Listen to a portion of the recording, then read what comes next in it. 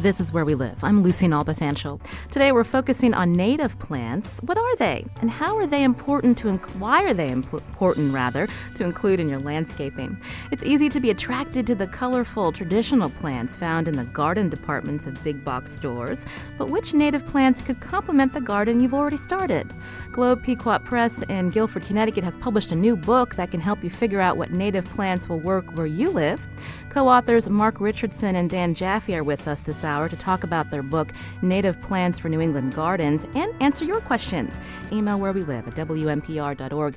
Find us on Facebook and Twitter at Where We Live. Now, joining us from the studios of WGBH in Boston, Mark Richardson is director of the Botanic Garden at the New England Wildflower Society. Dan Jaffe, propagator and stockbed grower for the New England Wildflower Society, also photographer for this book that they co-authored. Mark and Dan, welcome to the show. Thanks a lot. Yeah, thank you so much for having us. I'll start with you, Mark. Tell us about New England Wildflower Society and how both of you decided to work on this book. Sure, yeah. Really happy to be here. Thanks for having us. New England Wildflower Society is really the nation's oldest plant conservation organization. We've been around for about 118 years altogether. We're really focused on conserving and promoting native plants in a lot of different ways. We work with state agencies all throughout New England to preserve and protect rare and endangered species, and we also try to inspire people to use more native plants in their own gardens at home. We have a botanic garden called Garden in the Woods in Framingham, Massachusetts. It's about 45 acres altogether, and a series of really beautiful naturalistic landscape display gardens, primarily focused on native plants in the landscape.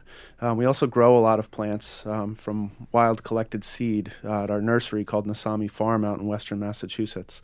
And I think the book is really an extension of the work that we do at the Botanic Garden and also through the nursery. We're really trying to get people excited about using native plants in their own home gardens. Natives are, really beautiful. I think that's the first thing that we really try to remind people or try to emphasize with people. And they're also very supportive of local ecosystems. We've done a past show on seed banks. I understand New England Wildflower Society is working on a program to help bank the seeds of endangered plants.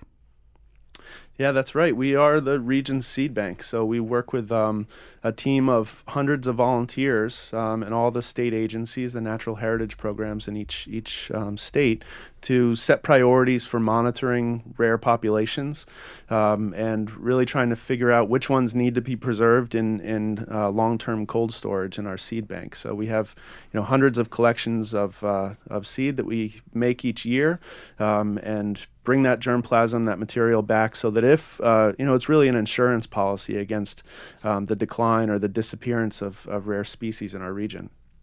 Dan, when we talk about native plants, tell us more about what we mean when we say that and how you got started at the Wildflower Society. Sure. Well, I'll start with the easy one, kind of how I got started. The how to define native, we could have written in a whole book just on that. I came down from Maine, having actually originally grew up in Connecticut.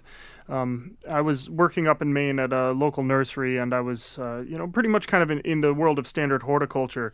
I was looking to kind of expand a little bit. I had just started getting into native plants, and I heard about this cool place called Garden in the Woods and how they had internships, and I headed down there for what was supposed to be a 6-month internship, and 8 years later, I'm still there, and I've gone from kind of intern to job and job to career, and just kind of haven't left. Every time I even think about going somewhere, some cool new project comes up, like writing a book or, other similar sort of things. So there's the easy question. The tough one is how we kind of define a native.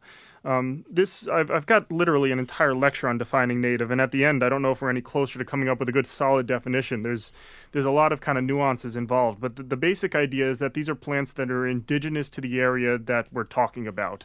And you need to define that area. Just to say a plant is native doesn't really mean anything unless, in our case, we're talking about native plants of New England. And even that is kind of a little tricky because New England is a political line. Our states don't really matter to plants much. It's not like you've got the Republican plants up in Maine and the Democratic ones down in Connecticut. So plants are much more interested in rainfall patterns and hardiness zones and kind of soil geology. And all of those characteristics go into creating something we call the ecoregions. The ecoregions are based on all these kind of natural factors, and that's how we define native, at least from a geographic scale. It makes a lot more sense, and it actually takes a lot of guesswork out of kind of picking plants and gardening. We were just talking the other day about how we haven't actually checked hardiness zone on any of the plants we worked with in a long, long time, because when you work with native plants, you automatically know that they're hardy. It just kind of simplifies things. The next piece of it is defining time, which is always tougher. The simple answer is we say native plants are plants that are naturally occurring pre-European settlement. It's kind of a line in the sand, and it's comes with some benefits and some troubles. But the basic idea is that if you're talking about pre-European settlement, you're talking about plants that didn't come across an ocean on a ship. They're plants that were moved around on much more kind of natural local levels, and so that kind of native value that is inquisitive in these plants really holds true. A plant coming from Europe doesn't have nearly the same value as a plant coming, say, from Connecticut up into Maine. And that's that's how we've simplified native, at least to a working level. Now, Dan, you mentioned ecoregions. You have a map in your book. Again, we're talking about native plants for New England gardens. This is a new book by co-authors Mark Richardson and Dan Jaffe, who join us today from the studios of WGBH in Boston. What ecoregions are in Connecticut? So Connecticut is I guess you'd say there's two ecoregions in Connecticut. It's mostly dominated by the northeastern coastal zone, which is probably about 3/4 of the state. But you also, in the north kind of western part of Connecticut, you get a kick of the northeastern highlands, which runs kind of north throughout New England into Canada even. And so when we're kind of talking about native plants, we found that the best thing to do isn't to tell people what to plant, but better to kind of give them all the information that they could use themselves. So at Garden in the Woods, for example, we're a regional organization, and we define native based on all 5 ecoregions of New England because we're a New England organization.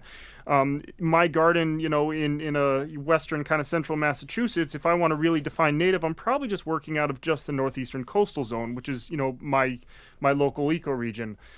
That being said, we also try and kind of keep things much more practical for people. The idea that you're somehow doing bad by planting a tomato or a rosemary in your garden is not at all necessary. What we kind of go with isn't necessarily just plant natives, but plant more natives.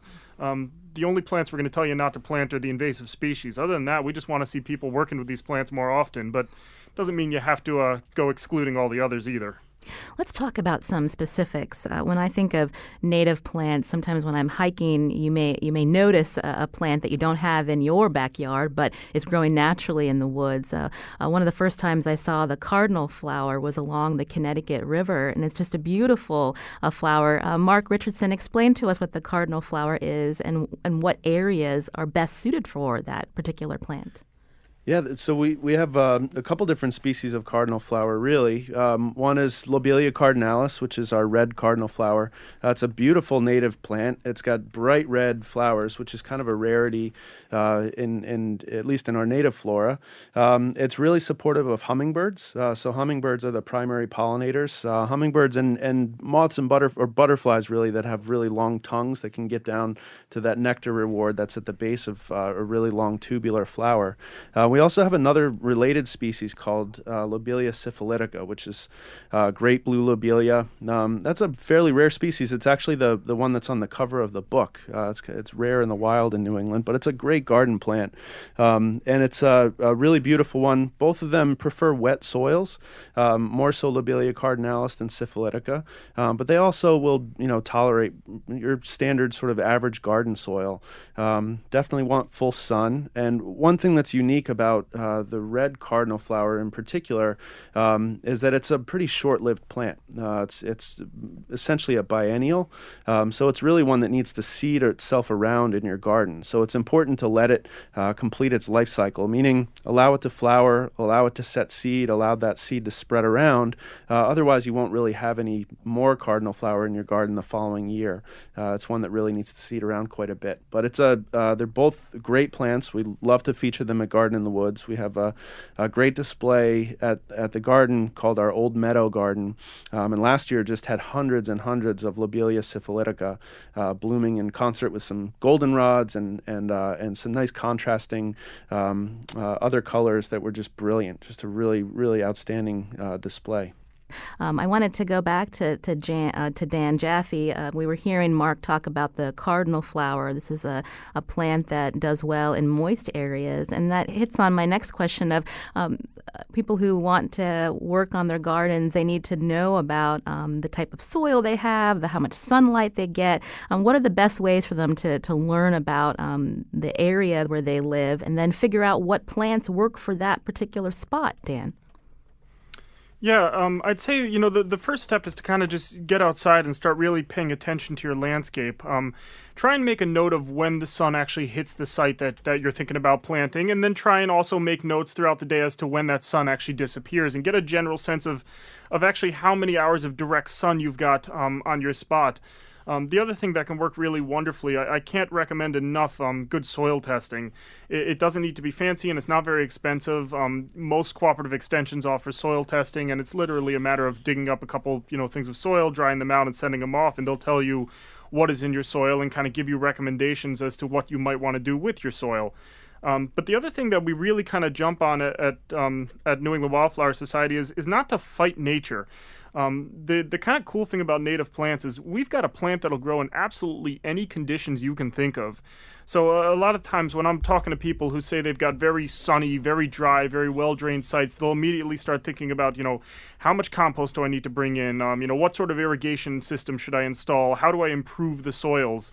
And I'll immediately jump towards a large range of plants that will thrive in the conditions they've got present without any need for additional inputs. It's kind of the nice thing about the native flora. There's such a wide range of things that there are plants that will grow in those really sunny, dry spots, the same way there are plants that will grow in very, dark, acidic, shady spots. And some of them happen to be really, really cool species that don't do well in kind of what we normally think of as the good garden soils.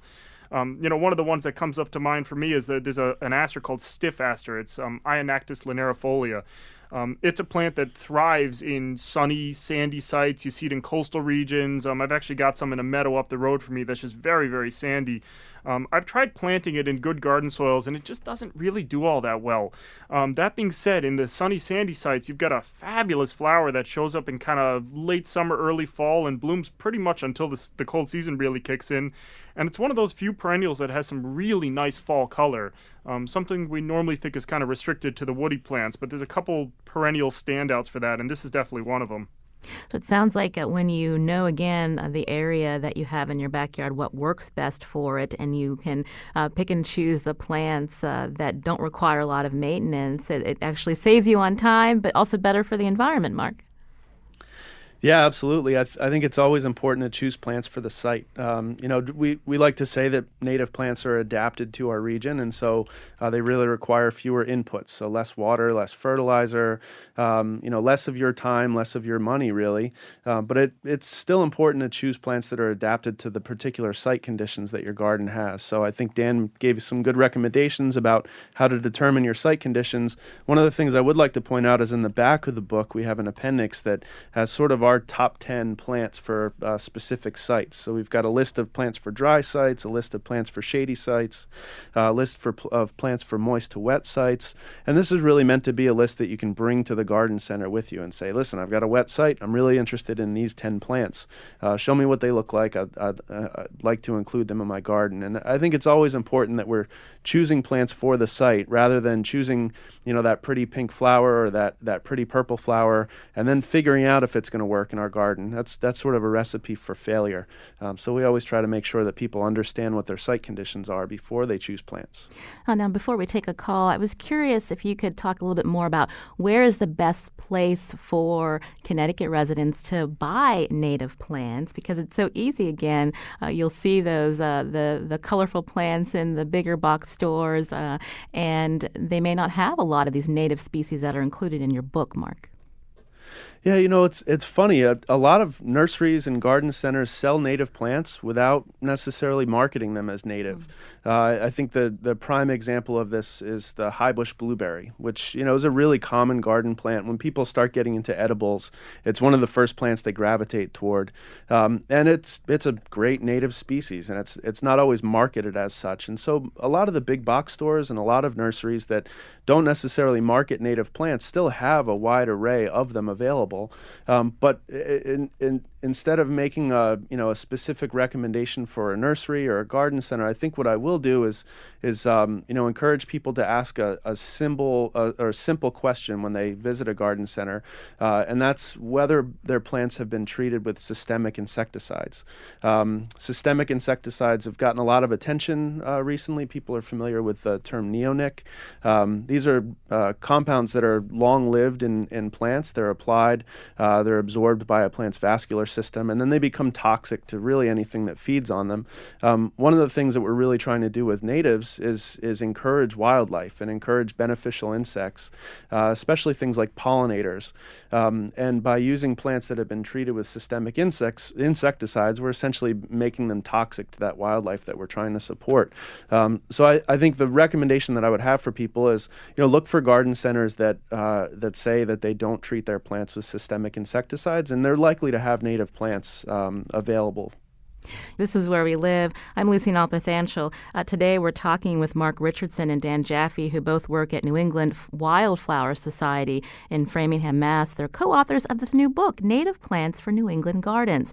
After the break, we're going to hear more recommendations from them. Also learn more about yard and garden maintenance that doesn't require lots of mulch and expensive fertilizers. And we'll take your questions. Find us on Facebook and Twitter at Where We Live.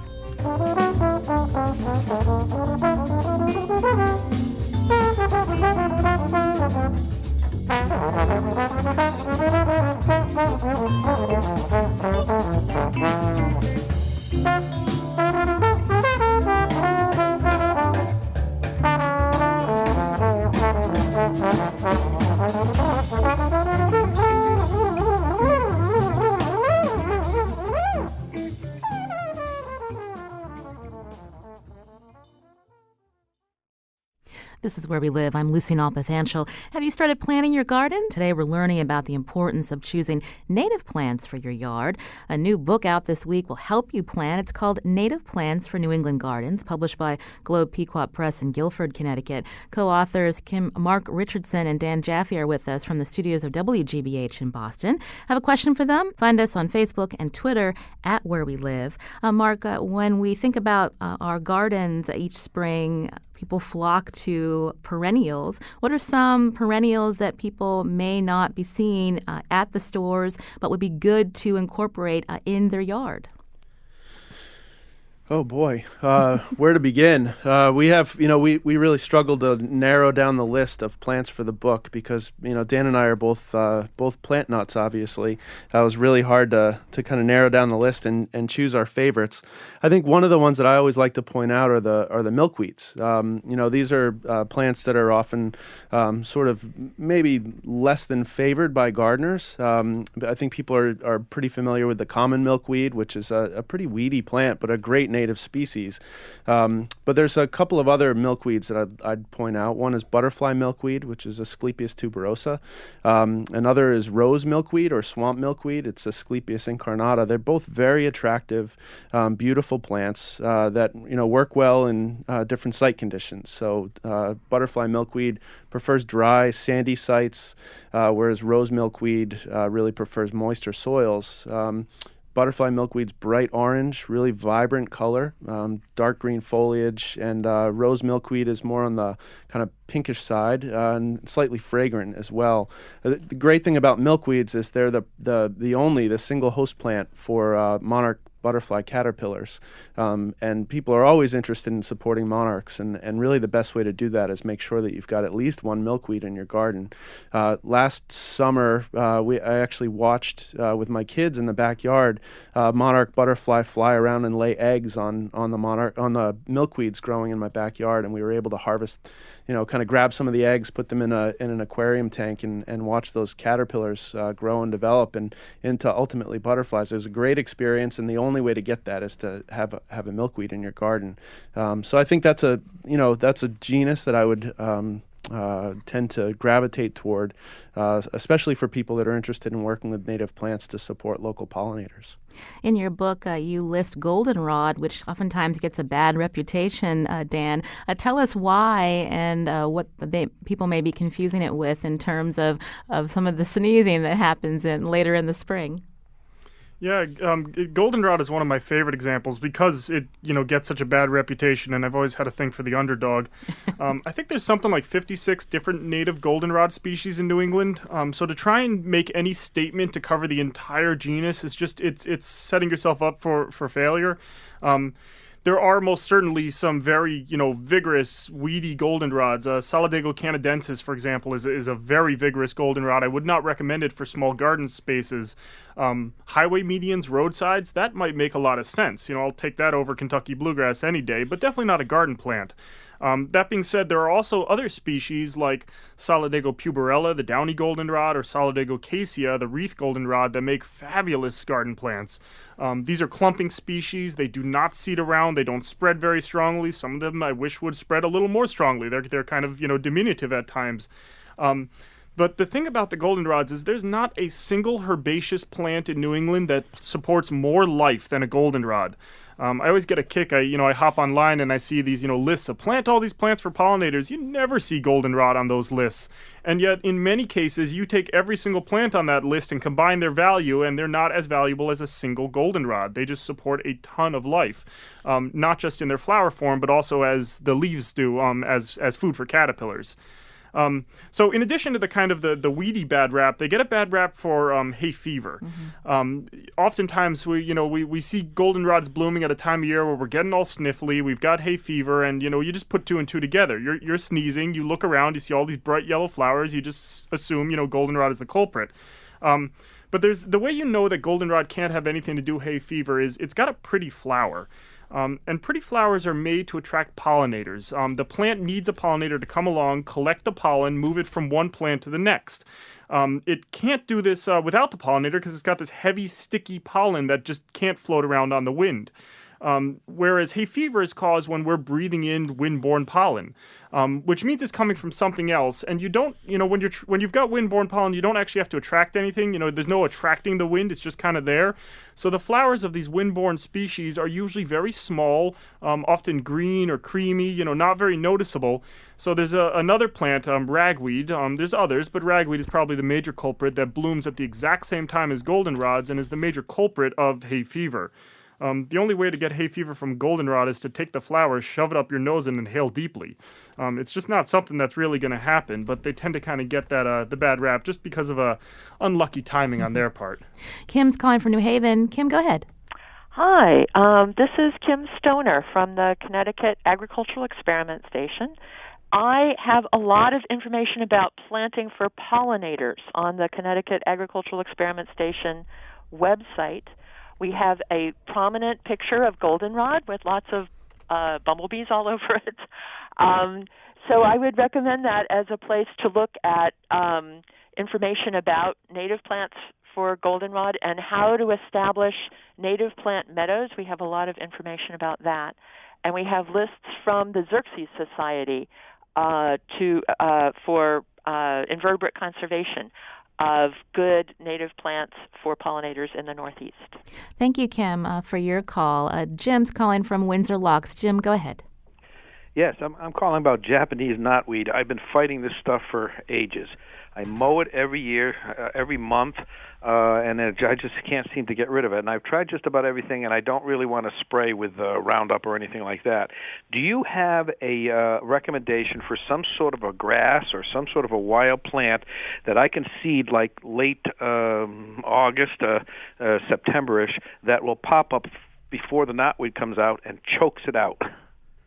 Good questions. Mark, do you want to take that one? Actually, Dan was chomping at the bit Okay, to answer ahead, that Dan. one, so I think I'll let him take it. All right. So the problem with knotweed, being an invasive species, it's kind of got the upper hand. So we don't really have any native plants that could just outcompete the invasives without some extra help on our part. If we did, I don't know if they'd be invasive, but they'd be much weedier than they normally are. Knotweed is a real pain in the butt, though. It has a way of kind of constantly coming back over and over again. Am I correct in assuming this is growing in a sunny site? Oh yes, and it's right near a water source, and it's sandy, dry soil. It's not really wet soil. That stuff likes to grow in that stuff, that kind of a soil. Yeah, so one of the things that I actually had a patch of this stuff up in Maine at an apartment I was living at. It took me about 4 years to finally get on top of it and kill it off. And I did the same thing as you. I was mowing it back regularly, and it kind of kept coming back for more. I was eating as much of it as I possibly could, and it was coming back for more. I kept, I tried everything, and nothing really worked until I eventually stumbled across this idea of solarizing, which I wouldn't say was a one-time job, but with a couple of seasons of work, I got it out, and it got it out fully, and it doesn't require the use of any, kind of chemical applications. Solarizing is pretty much going to be using the power of the sun to pretty much just bake the area. And what you're looking to do is kind of lay down some plastic sheeting on top of this stuff. You're going to want to kind of do what you've been doing, cut it down in the early season, and then go in there and lay some nice clear, as thick as you can plastic on top of it. You want to leave all the kind of stuff that you cut down right in there, and it's not a bad idea to water the site right after, right before you lay it down, because you're going to want to build up a little bit of steam pressure in there. Pin down the sides and let the sun just do its work and roast away at the thing. Especially with Japanese knotweed, you're going to want to be vigilant because it's going to start by trying to push through that plastic, and it's almost definitely going to, in some areas push through the plastic, and you're going to want to kind of get in there and clip back whatever's pushing through, knock it back down, give a patch of new plastic over it, kind of keep at it. Once you get on top of it, though, with some kind of vigilance in that first season, it should start to just kind of bake away. And the nice thing about solarizing is it does more than just kills the upper section. It's going to get into the roots as well. Different organizations have done different tests, but you found that in the right conditions, you can get temperatures raising up into the 120, 130 degrees within the top couple inches of soil, and that can really do the trick. The other thing I'd say is with any invasive removal that you ever do, I hear a lot about people removing invasives, and rarely do I hear about the second part of the equation, which is once the invasive's out there, you've got to put something else in its place, preferably something strong and vigorous that can really act as competitive pressure to, that one or two seeds that might have survived or the little bit of root or whatever might still be there. So, up in Maine when I was working in a similar site, it was also dry. We got rid of the Japanese knotweed, and then we went and planted staghorn sumac in there and actually undersowed it with some goldenrods. Staghorn sumac is a beautiful species. It's absolutely fabulous. I would love this plant so much more if I could use it more regularly, but it is a vigorous spreader. It really does want to take some space. It's probably not a great choice for, a small garden setting, but to push back against an invasive or maybe fill up a parking lot island, it's a really great choice. This is Where We Live. You're hearing Dan Jaffe, also Mark Richardson, both co-authors of a new book, Native Plants for New England Gardens. Mark, oftentimes people are thinking about having to buy all the mulch once the weather gets warmer. What are some good ground covers that they could be using instead? I thought it was interesting in your book you mentioned wild strawberry. Yeah, that's a great question, Lucy. Thanks for bringing that one up. I'm the world's cheapest gardener. I really try to, do as much as I can with as little a little expenditure as possible. And so the idea of buying new mulch every single season just kind of rubs me the wrong way. And it's also not the smart choice for the gardener. So we always try to encourage people to find local sources of recycled or repurposed materials for mulch. The best mulch source to use is really shredded leaves or wood chips. A lot of times arborists, tree crews are looking to get rid of wood chips, and they're more than happy to dump wood chips in your driveway and not charge you anything for it. So let those age a little while before using them. But it's a great source of mulch. But really what people ought to be doing in their gardens is not thinking about mulch as a sort of aesthetic piece of the garden, but really thinking of it as a functional piece. It's there to keep weed seeds down, retain a little bit of moisture, but really kind of hold the ground until the plants in your garden actually have a chance to kind of rise up through the soil and then cover the ground themselves. And so, one thing to really think about is using ground covers, as you mentioned, as a mulch alternative. Things like in a woodland garden, running foam flower, which is Tiarella cordifolia, is a fantastic ground cover that works well as mulch. We planted thousands of them at Garden in the Woods a couple of years back in our Curtis Woodland garden, and really we don't necessarily need to mulch in that part of the garden any longer because the Tiarella just does such a great job of holding the soil and preventing us from having to apply mulch. Wild strawberry that you mentioned is a really fantastic ground cover. It's a pretty vigorous plant. It spreads pretty wildly, but it's a really good alternative to sort of the traditional American lawn. Gives you great tasting fruit in mid-June, and really works well as a nice kind of green understory, not so much understory, but ground cover plant that works well in sunny and pretty dry locations. So there's a couple more that I really like. One is a small shrub. Actually, it doesn't really look like much of a shrub because it's so small, but it's called three-tooth cinquefoil or Sebaldiopsis tridentata. It's a plant in the rose family that has evergreen foliage, turns a nice kind of maroon for the winter, but it's a nice green glossy foliage during the warmer months, and a small white flower that looks like a small rose flower. That plant's great for sunny, dry locations, especially along the edges of driveways where it can get pummeled with a little bit of salt spray from the plow over the winter, and it doesn't really mind the salt spray at all. So that's another one that I really like. So wild strawberry, Sebaldiopsis, the three-tooth cinquefoil, and Tiarella cordifolia. Just a short list, but there's dozens more that I could mention. Rick's calling from South Windsor. Rick, go ahead. Yeah, I was really intrigued by your talking about milkweed. And I'm wondering, I was always taught that milkweed is the devil, so you don't want to ever have that. But my question is, I've never seen that in a garden center, and I'm wondering if I couldn't find it there, could I grow it from seed, and where to get the seeds? And then my other quick question is, I've seen termites, and I use black mulch, unfortunately, but I've seen termites, and I'm wondering if there's any mulch that's more or less susceptible to that. Thank you for your question. Dan, do you want to take that one? Yeah, so milkweed is one that, so the kind of idea that milkweed is the devil probably comes back from a specific species, Asclepias syriaca, which is the common milkweed. I'd hardly call it the devil, but it is most certainly the kind of the bad boy of the group. It's a vigorous spreader. It's a strong spreader. When you walk into a field and see 30,000 milkweed, you're almost definitely looking at Asclepias syriaca. I've always thought of it as a good plant for those roadside conditions or abandoned lots or areas where you're just having trouble growing other things. But as far as a delicate garden plant, there's other species I would jump at first. And those other species are starting to show up at nurseries. There are two that Mark already mentioned, Asclepias tuberosa, the butterfly milkweed, and Asclepias incarnata, the rose milkweed. We've got about 5 more species that are native in New England, but none of them are common. Most of them are actually quite rare. But those two species are starting to show up in nurseries, and they're well worth searching out for. The other thing I'll talk about kind of on the nursery side of things is nurseries are businesses. They'll respond to the questions of their clientele. So if you're looking for things like milkweed and having trouble finding them, let them know you're looking for them, because if they don't have them, there's a decent chance they can get them. And if 4 or 5 people start asking for them, they're going to get them in because it's a good business move. As far as growing them is concerned, so the good side and the bad side is the good side is there is one species that's quite easy to grow from seed. The bad side is it's the one that you might think of as the devil. It's the one that spreads very vigorously. So if you've got a spot for a strong spreading plant, you can just order Asclepias syriaca seed, just throw it down on the landscape, and it's going to germinate and grow, and you're going to have a nice patch of the stuff. If you want to grow the other ones from seed, they're ones that require a little more skill and definitely a lot more patience. They can be difficult to grow, and they're definitely difficult to transplant. They're ones that are best grown, best purchased as an established pot and then planted in the garden versus trying to grow yourself. There's a lot of native plants that I recommend people grow themselves. There's a variety that are very easy to grow from seed. Unfortunately, those two milkweeds are not one of them. They're a little bit tougher as far as initial growth is concerned. And what you mentioned about mulch, I think kind of getting back to what Mark already mentioned, if you want to really try and avoid, termites are attracted to wood. And I've got a rule I tend to tell in my classes. If you've got a garden that's more than 5 years old and you're still adding mulch to it, you need more plants.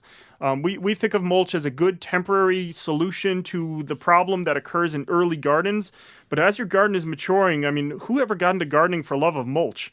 We use plants pretty much as living mulch all the time, and living plants are not going to be nearly as attractive to termites as, a whole bunch of wood chips on the ground.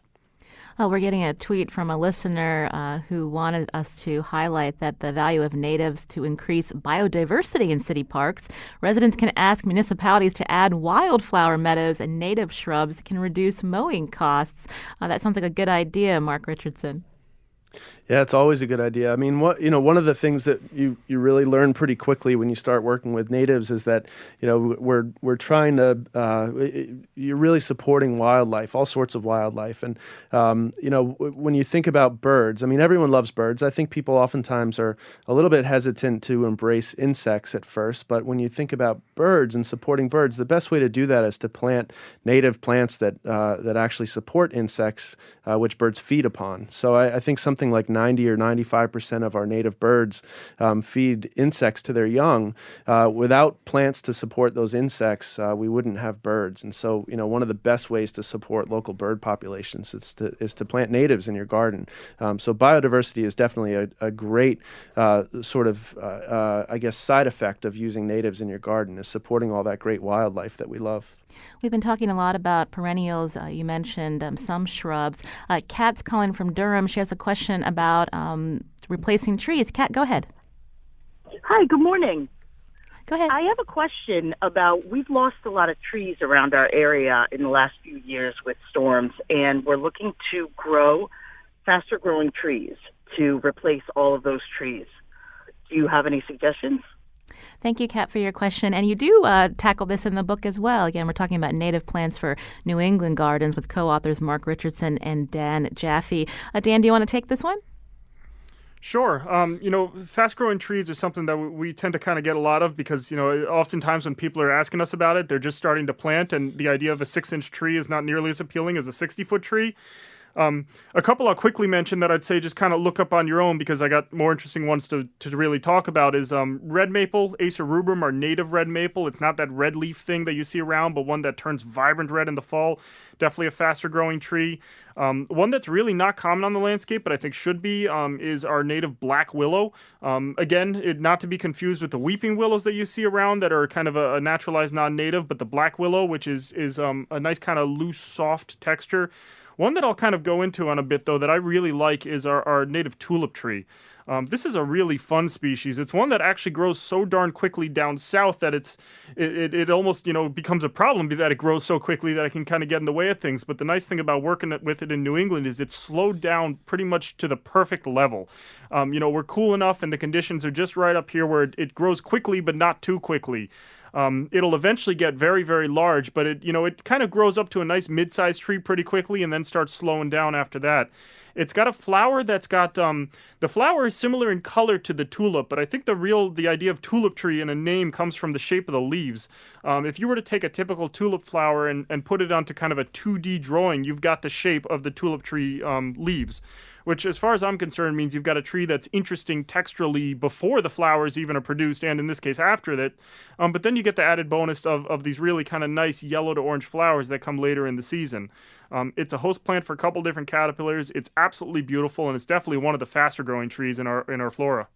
That's Dan Jaffe, also with Mark Richardson from the studios of WGBH in Boston, co-authors of the new book, Native Plants for New England Gardens. We're going to continue to talk with them after the break, and we're going to speak with a master gardener from the Yukon Extension Program who's going to talk about even if you don't have a big yard or a lot of space, you can still think about incorporating native plants where you live. More after the break. This is Where We Live.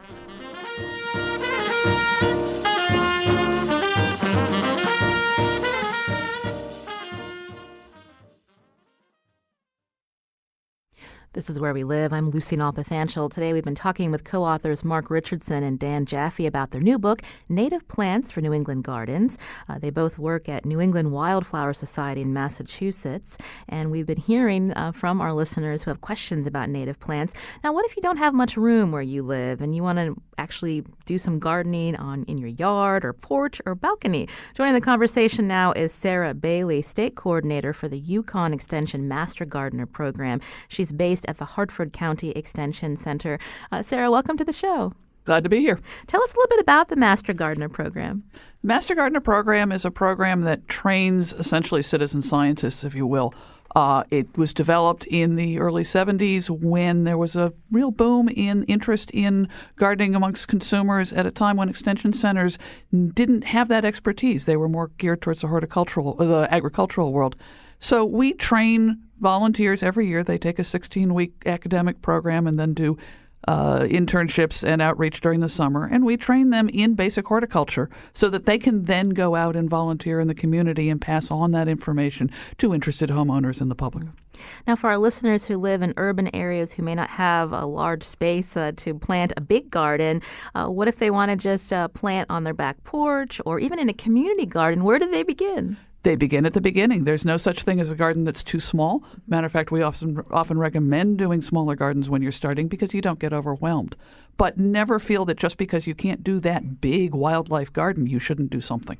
So you can start with containers, you can start with window boxes, you can incorporate in some of the natives into your vegetable gardens. There's no reason they have to be separate.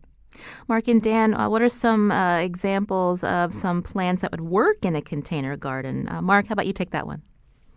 Yeah, actually, most of our native plants, especially perennials, work really well in a container garden. We have a number of perennial container displays at Garden in the Woods that we use during the season.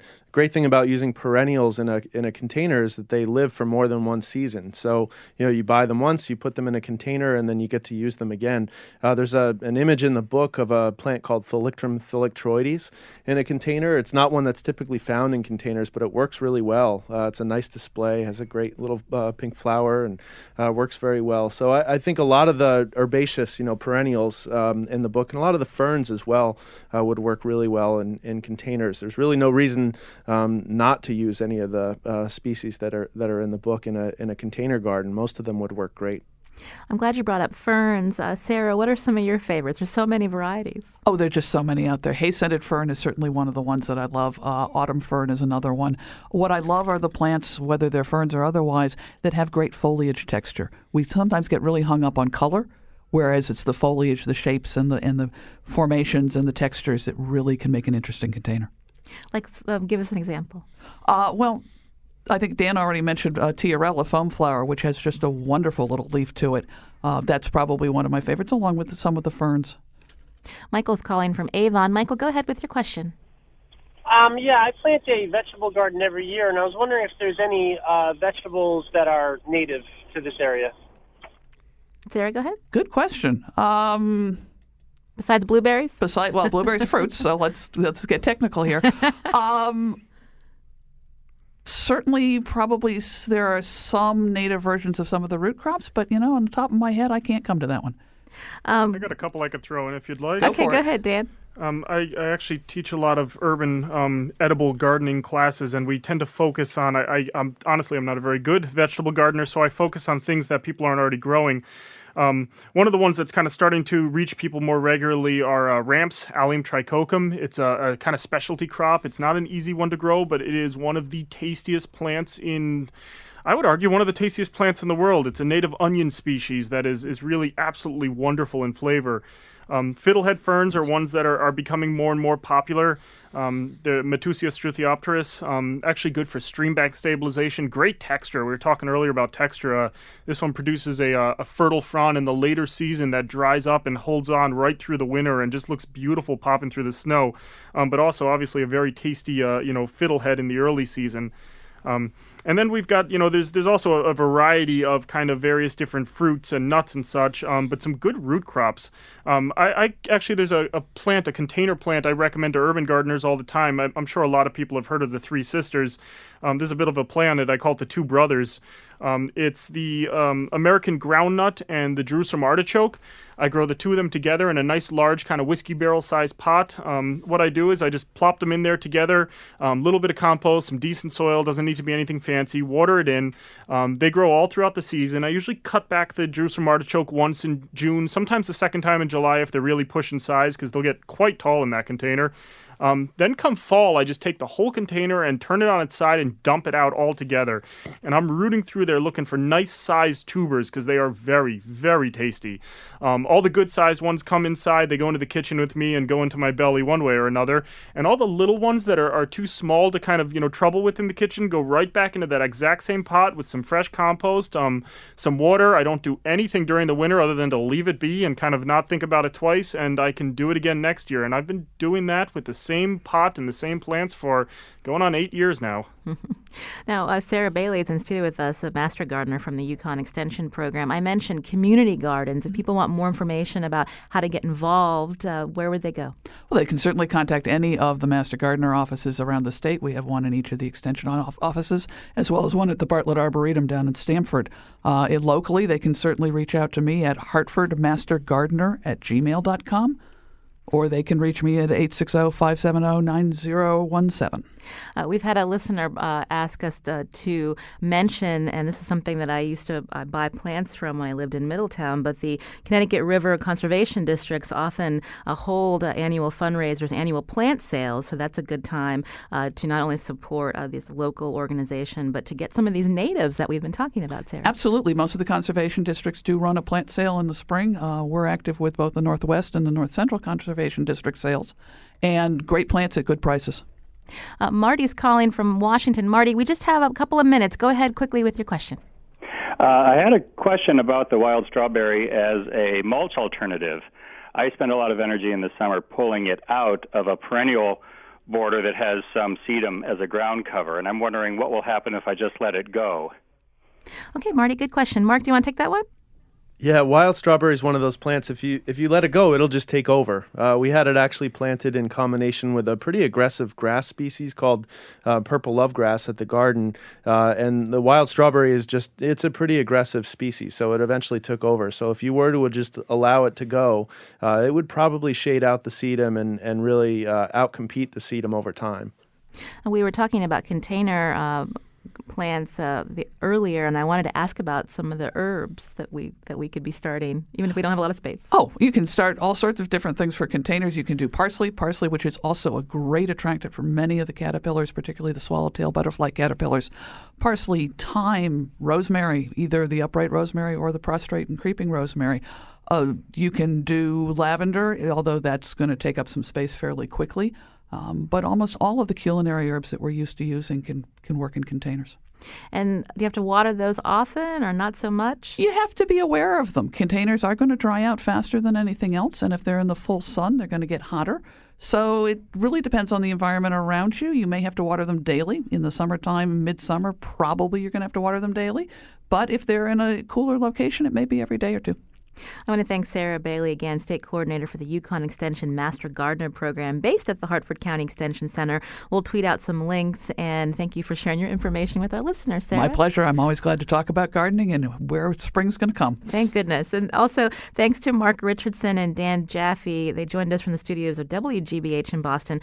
They work at New England Wildflower Society in Massachusetts, co-authors of this new book, Native Plants for New England Gardens. It's really a lovely book. We thank you so much, Mark and Dan, for joining us today to tell us more about native plants and the benefits to where we live. Thank you so much, Mark and Dan.